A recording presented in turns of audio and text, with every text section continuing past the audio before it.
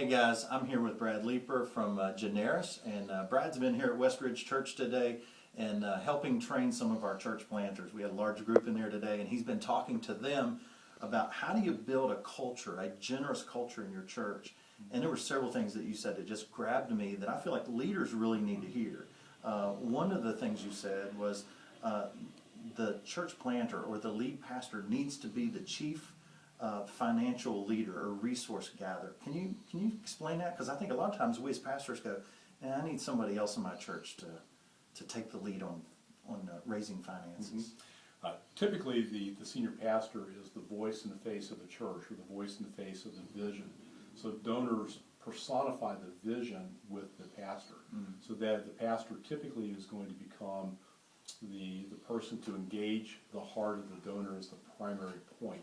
That's supplemented by how you communicate by email and other ways that you engage the heart of the donor. But the pastor has to be, as the chief shepherd, the one engaging in the conversation of generosity.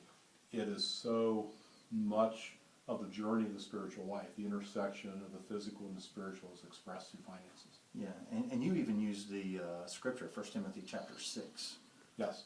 Instruct those who are rich. I've never heard that before. That was so good. Yeah, generally we hear the James 2 passage of let's not show favoritism and be quiet. Right. And that's true. We obviously don't want to show favoritism, but there are clear biblical mandates for us as leaders to cultivate the gift of giving and to coach wealthy people through how do you give. I find in working with a lot of churches that folks that are wealthy really don't know how to give, and they're leaning on you or senior leaders as to how to coach them through that process.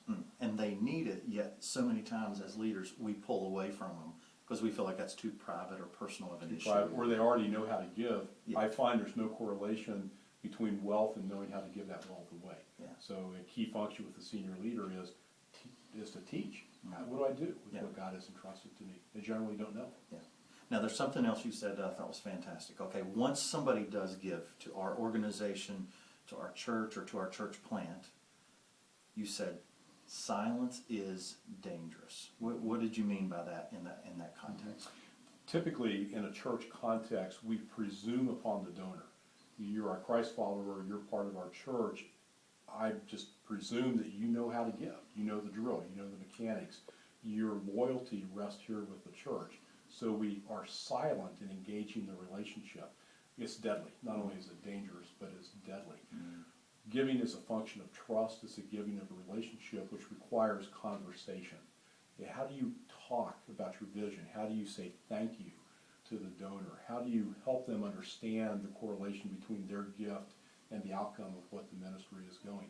And when you're silent on that, one of two things happen. They disengage emotionally and stop giving or limit their giving. But there are other ministries that are engaging their heart. Parachurch ministries, other churches, mission trips. They're engaging the heart in such a way that they're building a relationship, and the passion and the loyalty of their gift will go to where the relationship is and not to where the silence is. They'll still give to your church, Right. but they won't give nearly as much as they could or what they're giving to other organizations. Brad, thank you so much. Some great insights on building a generous culture Thanks, in your man. church. Thanks, man. Appreciate it.